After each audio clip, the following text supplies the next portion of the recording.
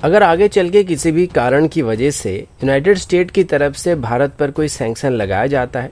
या भारत को general electric की तरफ से इंजन को सप्लाई करना बंद कर दिया जाता है तो भारत की लगभग आधी एयरफोर्स ग्राउंडेड कंडीशन में रहने वाली है और ये आगे चल के भारत के लिए बहुत ही सीरियस खतरा बनने वाला है। सैटेलाइट इमेज के मुताबिक मॉरिशस में अभी भारत की तरफ से एक बहुत ही बड़ी नेवल और एयरवेज को बनाया जा रहा है। चाइना के एक डिफेंस एक्सपर्ट के मुताबिक पीपल लिबरेशन आर्मी के जवानों को जो ट्रेनिंग दिया जाता है वो सफिशिएंट नहीं है और मॉडर्न वेपन होने के बावजूद भी पीपल लिबरेशन आर्मी के जवान रियल लड़ाई में मुश्किल में पड़ने वाले हैं। चाइना के एक ऑफिशियल अकाउंट की तरफ से भारत में बढ़ रही चाइनीज रायता और इससे होने वाली डेथ का मजाक उड़ाया गया था, जिसको खुद अभी चाइना के बड़े बड़े ऑफिशियल की तरफ से काउंटर किया जा रहा है। और अंत में टर्की और चाइना की तरफ से अभी पाकिस्तान की नेवी को मॉडर्नाइज करने की भरपूर कोशिश किया जा रहा है। ऐसे ही कुछ और खबरों के बारे में हम आज की वीडियो में बात करने वाले हैं। नमस्कार दोस्तों, मेरा नाम है अंशुमन नायक और आप सभी का बहुत बहुत स्वागत है इंडियन डिफेंस न्यूज की डिफेंस टॉक सीरीज में, जहां पर हम रोज नए नए डिफेंस अपडेट्स के बारे में बात करते हैं। तो चलिए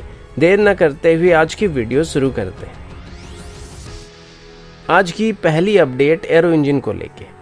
आप सभी को पता है कि हालांकि अभी भारत की लीडिंग एरोस्पेस कंपनीज की तरफ से 3-4 नए फाइटर जेट प्रोग्राम के ऊपर काम किया जा रहा है, लेकिन अभी तक इनको पावर करने के लिए हमारे पास एक भी इंजन नहीं है और अभी तेजस से लेके एमका तक सभी में यूएस ओरिजिन इंजन का इस्तेमाल किया जाने वाला है, जिसके बाद आगे चल के भारत अपनी खुद की इंजन को डेवलप करने वाला है, जिसको इस इंजन को रिप्लेस करने के लिए इस्तेमाल किया जाएगा। और वो इंजन अभी भारत या तो रोल्स रॉयस के साथ मिलकर या सफरान के साथ मिलकर बनाने वाला है, लेकिन तब तक जनरल इलेक्ट्रिक की तरफ से ही भारत को इंजन को सप्लाई किया जाएगा, चाहे वो तेजस की MK1 या MK1A में इस्तेमाल होने वाली जनरल इलेक्ट्रिक की 404 इंजन हो या फिर LCA-AF MK2 twin engine डेगवेस्ट fighter या एमका में इस्तेमाल होने वाली जनरल इलेक्ट्रिक की 414 INS-6 इंजन हो। लेकिन अगर कभी भी यूएस और भारत के बीच कोई मतभेद होता है और यूएस की तरफ से भारत को इंजन को सप्लाई करना बंद कर दिया जाता है तो ये भारत के लिए आगे चल के एक बहुत ही बड़ी समस्या होने वाली है, क्योंकि अभी हमारे पास इसका कोई भी सेकेंडरी ऑप्शन मौजूद नहीं है। हालांकि HAL के मुताबिक जनरल इलेक्ट्रिक की तरफ से हमें इंजन सप्लाई करने में कोई दिक्कत नहीं आएगा, पर फिर भी अगर यूएस की तरफ से कभी भी इस पर पाबंदी लगाया जाता है तो हम मुश्किल में पड़ने वाले हैं, क्योंकि हमारी फ्यूचर की लगभग सभी एयरक्राफ्ट में यूएस ओरिजिन इंजन होने वाली। इसके अलावा अगर कावेरी इंजन प्रोग्राम की बात करें तो ये प्रोग्राम कम्प्लीटली अभी बंद कर दिया गया है। फिलहाल इसकी ड्राई वेरिएंट को अभी डेवलप किया जा रहा है, जिसको आगे चल के घातक UCV प्रोग्राम में इस्तेमाल किया जाएगा, लेकिन इसका जो आफ्टर बर्निंग वेरिएंट था उसको अभी डेवलप नहीं किया जाएगा, क्योंकि HAL के मुताबिक ये लगभग 74 किलोन्यूटन की थ्रस्ट को प्रोड्यूस कर रहा है, जबकि तेजस की जो मार्क 1 वेरिएंट है उसके लिए भी हमें कम से कम 84 किलोन्यूटन की थ्रस्ट की जरूरत पड़ती है, तो इसे अभी फर्दर डेवलप करने का कोई इरादा नहीं है। इसके अलावा एक सवाल ये भी किया गया था कि अभी फ्रांस की तरफ से राफेल M की M88 इंजन को भारत में लोकली मैन्युफैक्चर करने का भी ऑफर दिया जा रहा है, तो अगर इसे आगे चल के भारत में बनाया जाता है तो क्या भारत इस इंजन को तेजस में इस्तेमाल कर सकेगा? इसका जवाब देते हुए HAL की तरफ से बताया गया है कि राफेल के इंजन को फिलहाल तेजस में इंटीग्रेट नहीं किया जा सकता है। स्पेशली इस इंजन को सिंगल इंजन एयरक्राफ्ट में इंटीग्रेट करने के लिए अभी तक कोई भी क्लियरेंस नहीं दिया गया, तो तेजस MK1 या MK1A वेरिएंट्स में इसका इस्तेमाल नहीं किया जा सकता है। यानी कि अभी भी तेजस MK1 और तेजस MK1A वेरिएंट के लिए हमारे पास जनरल इलेक्ट्रिक की 404 इंजन के अलावा कोई भी सेकेंडरी इंजन ऑप्शन मौजूद नहीं है। अगला अपडेट भारत की एक ओवरसी मिलिट्री बेस को लेके है। आप सभी को पता होगा कि चाइना की तरफ से साउथ चाइना सी में कई आर्टिफिशियल आइलैंड को बनाया जा चुका है, जो कि साउथ चाइना सी में चाइना के लिए फ्लोटिंग एयरक्राफ्ट कैरियर के तौर पर काम करते हैं और डीप ओशन में अपनी पकड़ को मजबूत करने में चाइना को काफी मदद कर रहे हैं। ठीक वैसे ही भारत की तरफ से भी ऐसे एक बेस को मॉरिशस में सेटअप किया गया है। अब इसके बारे में अभी तक कोई खास जानकारी अवेलेबल नहीं है, लेकिन हाल ही में ही मिली कुछ सैटेलाइट इमेज से पता लगा है कि भारत की तरफ से भी मॉरिशस में एक नेवल और एयर बेस को लगभग बनाया जा चुका है। इसको बनाने के लिए भारत की तरफ से 2015 में ही मॉरिशस के साथ बातचीत करना शुरू किया गया था और इसे नॉर्थ अगाला आइलैंड में सेटअप करने का प्लान किया गया था। अभी तक इसके बारे में भारत की तरफ से कोई ऑफिशियल इन्फॉर्मेशन नहीं दिया गया, लेकिन सैटेलाइट इमेज के मुताबिक यहाँ पर अभी एक 3000 मीटर लंबी रनवे को भी देखा जा रहा है और इससे साफ होता है कि यहाँ पर एक अच्छी खासी एयरवेज को सेटअप किया जा रहा है। रनवे के अलावा इसकी नॉर्थ एंड में कुछ छोटे छोटे साइज के स्ट्रक्चर भी दिखाई पड़ रहे हैं, जो कि फ्यूल स्टोरेज फैसिलिटी या फिर कमांड या फिर कंट्रोल स्टेशन हो सकते हैं। अब यहाँ पर भारत शायद अपनी नेवल एयर कमांड को तैनात करने वाला है, क्योंकि यहाँ पर एक प्योरली एयरवेज को सेटअप करना इतना आसान नहीं होगा। और जैसे कि एक जॉइंट नेवल बेस और एयरवेज होने वाला है, तो मेरे हिसाब से यहाँ पर नेवल एयर स्क्वाड्रन को ही तैनात किया जाएगा। इसके अलावा भारत सेशेल्स में भी एक बेस को बनाना चाहता था ताकि साउथ वेस्ट इंडियन ओशन में हमारी पकड़ और भी मजबूत हो जाए, लेकिन इसमें सेशेल्स की पॉलिटिकल पार्टी की तरफ से ऑब्जेक्शन करने की वजह से अभी तक ये प्रोजेक्ट क्लियर नहीं हुआ है। तो ऐसे में मॉरिशस में मौजूद ये बेस आगे चल के भारत को लगभग सेम कैपेबिलिटी देने वाला है। अगला अपडेट चाइना को लेके। आप सभी जानते हैं कि पिछले 1 साल से चाइना की तरफ से लाइन ऑफ एक्चुअल कंट्रोल में किस तरीके से एग्रेसिवनेस को दिखाया जा रहा है और अपने मॉडर्न वेपन प्लेटफॉर्म को लाइन ऑफ एक्चुअल कंट्रोल के करीब डिप्लॉय करके भारत को डराने की और धमकाने की कोशिश किया जा रहा है। वैसे चाइना की डिफेंस बजट की बात करें तो ये भारत के मुकाबले लगभग 2 से 3 गुना ज्यादा है और इसी वजह से वो अपने मिलिट्री की मॉडर्नाइजेशन प्रोग्राम के ऊपर भारत के मुकाबले काफी ज्यादा पैसे को खर्च कर सकता है। इसी वजह से चाइना की तरफ से अभी काफी हद तक अपने मिलिट्री में ऑटोमेशन को शामिल किया जा रहा है और मशीन को ऐड किया जा रहा है, जिससे ह्यूमन वर्कलोड काफी हद तक रिड्यूस हो रही है। लेकिन हाल ही में ही साउथ चाइना मॉर्निंग पोस्ट में एक रिपोर्ट के मुताबिक इससे चाइना को काफी नुकसान भी हो रहा है और चाइना की टॉप डिफेंस एक्सपर्ट्स का कहना है कि हालांकि मॉडर्न वेपन सिस्टम का इस्तेमाल करना काफी जरूरी और अच्छी बात है, लेकिन चाइना के मिलिट्री पर्सन इसके ऊपर ज्यादा भरोसा करने लगे हैं और बदले में वो भी ट्रेनिंग के ऊपर ज्यादा फोकस नहीं कर रहे हैं। ये बात सच है कि मशीन बैटलफील्ड के दौरान बेहतर एडवांटेजेस को दिला सकते हैं, लेकिन वीडियो गेम की तरह असली बैटलफील्ड में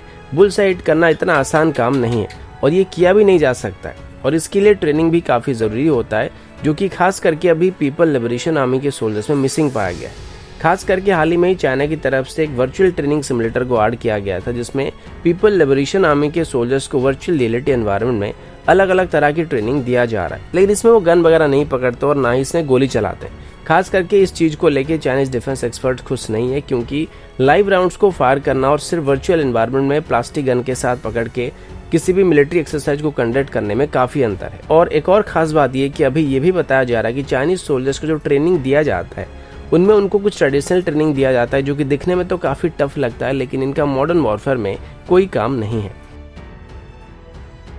अगला अपडेट भी चाइना की तरफ से, और अभी हम एक ऐसी अपडेट के बारे में बात करने वाले हैं जिसमें चाइना के एक स्टेट ओन्ड मीडिया की तरफ से एक ऐसी हरकत की गई है जिसको वाहियात से वाहियात दर्जे का हरकत कहा जा सकता है। तो हाल ही में ही चाइना के government owned law and enforcement body के ऑफिशियल सोशल मीडिया प्लेटफॉर्म में एक पोस्ट को किया गया था, जिसमें चाइनीज रॉकेट लॉन्च की वीडियो के साथ कुछ फनल की इमेज को शेयर किया गया था। अब इसका जो मतलब ये था वो ये था कि चाइना में अभी किस तरीके से आग लगाई जा रही है और भारत में अभी किस तरीके की आग लग रही है, यानी कि कुल मिलाकर अभी भारत में जिस तरीके से चाइनीज राजनीति फैलने की वजह से लोगों की डेथ हो रही है, इस चीज का मजाक बनाते हुए पोस्ट को किया गया था। वैसे ये पोस्ट अभी अगर आप ढूंढने के लिए जाएंगे तो आपको नहीं मिलेगा, क्योंकि इसको अभी डिलीट किया जा चुका है और चाइना की अलग अलग मीडिया एजेंसी की तरफ से और हायर ऑफिशियल की तरफ से इस पोस्ट को देखने के बाद आपत्ति जताई गई थी, जिसके बाद उसको तुरंत ही हटाने का फैसला किया गया था। इस पर स्टेटमेंट देते हुए चाइना के ग्लोबल टाइम के एडिटर हु जिजिन ने बताया है कि इस तरीके की पोस्ट किसी भी चाइनीज ऑफिशियल आईडी से पोस्ट करना शोभा नहीं देता है। मतलब नॉन ऑफिशियल अकाउंट से करे तो कोई बात नहीं, लेकिन ऑफिशियल आईडी से नहीं करना चाहिए। इस बात को अभी कवर करते हुए चाइना की फॉरेन मिनिस्ट्री की तरफ से बताया गया कि जब एक तरफ चाइना की अलग अलग एजेंसी की तरफ से भी भारत में सभी जरूरी मेडिकल सप्लाई को पहुंचाने की कोशिश किया जा रहा है, जिससे हो सकता है आगे चल के भारत और चाइना के रिलेशन में थोड़े सुधार आ जाए, लेकिन ऐसे में इस तरीके की पोस्ट करने से भारत का मजाक तो नहीं बनेगा, लेकिन चाइना खुद मजाक का पात्र बनने वाला है और पूरे दुनिया भर में चाइना की बदनामी होने वाली है। अगला अपडेट P-8I एयरक्राफ्ट को लेके। आप सबको कल मैंने बताया था कि फ्राइडे के यूनाइटेड स्टेट की तरफ से 6 एडिशनल P-8I एयरक्राफ्ट को भारत को सप्लाई करने के लिए अप्रूवल दिया गया था। इस डील की कीमत लगभग $2.42 बिलियन होने वाला है और यूनाइटेड स्टेट के मुताबिक अभी भारत के साथ वो अपनी डिफेंस रिलेशन को और मजबूत करने के लिए ये सब अभी भारत को सप्लाई करने वाला, क्योंकि इस डील के साथ ही भारत और यूएस के डिफेंस डील पिछले 15 साल में $25 बिलियन को पार करने वाले हैं। अभी भारत की तरफ से कुल मिलाकर 12 P-8I एयरक्राफ्ट के लिए ऑर्डर को प्लेस किया गया, जिसमें से 9 हमको अभी तक डिलीवर किए जा चुके हैं। इनके साथ harpoon 2 missile, MK-54 torpedo, rocket और डेप्थ चार्जेस को भी भारत को सप्लाई किया जा रहा है और ये 12 में से बाकी बचे 3 एयरक्राफ्ट को भी इसी साल के अंत तक भारत को डिलीवर कर दिया जाएगा। अब नॉर्मली बोइंग की तरफ से पीएटा एयरक्राफ्ट को एक मैरीटाइम सर्वेलेंस एयरक्राफ्ट के तौर पर या एंटी सबमरीन एयरक्राफ्ट के तौर पर डिजाइन किया गया था, लेकिन भारत इसमें मौजूद एडवांस इलेक्ट्रो ऑप्टिकल सेंसर को भी लाइन ऑफ एक्चुअल कंट्रोल में चाइना के खिलाफ भी इस्तेमाल कर रही है, यानी कि सी के अलावा इसको लैंड बेस्ड ऑपरेशन में भी इस्तेमाल किया जा रहा है। सबसे पहले जो पीएटा एयरक्राफ्ट के लिए भारत की तरफ से ऑर्डर को प्लेस किया गया था उसे 2009 में किया गया था और इस दौरान 8 एयरक्राफ्ट को खरीदने के लिए ऑर्डर को प्लेस किया गया था, जिनकी कीमत लगभग $2.1 बिलियन था। उसके बाद 2016 में 4 और एयरक्राफ्ट के लिए ऑर्डर को प्लेस किया गया था, जिनकी कीमत $1.1 बिलियन था। लेकिन इस बार जो 6 एयरक्राफ्ट को भारत खरीदने वाला है ये थोड़े हमको महंगे पड़ने वाले हैं, क्योंकि एक तो काफी साल गुजर चुके हैं तो इन्फ्लेशन काफी बढ़ चुका है और साथ ही पहले के एयरक्राफ्ट के मुकाबले इन एयरक्राफ्ट में मॉडर्न सिस्टम मौजूद रहने वाला है। पहले बैच में खरीदे गए पीएटा एयरक्राफ्ट को तमिलनाडु की INS रजाली बेस में तैनात किया गया था। सेकेंड बैच में खरीदे गए पीएटा एयरक्राफ्ट को INS हंसा बेस से ऑपरेट किया जा रहा है। तो अभी जो नए एयरक्राफ्ट खरीदे जाने वाले हैं ये आगे चल के किस एयरवे से ऑपरेट करने वाले हैं ये तो वक्त आने पर ही पता लगने वाला है। अगला अपडेट हमारे सभी दुश्मनों के बारे में। हाल ही में आपने सुना होगा चाइना की तरफ से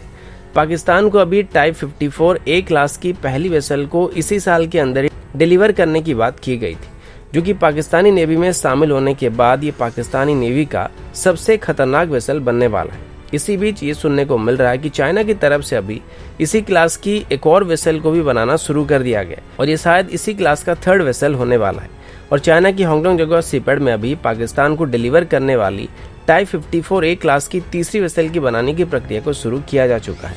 इसके अलावा टर्की की तरफ से भी पाकिस्तानी नेवी के लिए बनाए जा रहे मिलगम क्लास की कॉर्वेट्स की भी किल लेइंग सेरेमनी को शुरू किया जा चुका है। मिलगम क्लास की कॉर्वेट्स की बात करें तो ये टर्की की लेटेस्ट कॉर्वेट्स हैं और इनको अभी टर्की की इस्तांबुल सीपैड और कराची सीपैड की तरफ से जॉइंटली बनाने का फैसला किया गया था, यानी कि कुल मिलाकर पाकिस्तान की नेवी में से 4 वेसल को शामिल करने का प्लान किया गया है और इसमें से 2 इस्तांबुल सीपैड में बनाए जाएंगे और बाकी 2 कराची में बनाए जाने वाले हैं और ये आगे चल के पाकिस्तानी नेवी की मेन एंटी सबमरीन कॉर्वेट्स बनने वाले, जिसमें अभी सभी प्रकार की मॉडर्न वेपन्स और सेंसर पैकेज को इंटीग्रेट करके टर्की पाकिस्तान को डिलीवर करने वाला है। तो दोस्तों अभी के लिए इतना ही, मिलता हूँ आपसे अगले वीडियो में, तब तक के लिए जय हिंद, वंदे मातरम।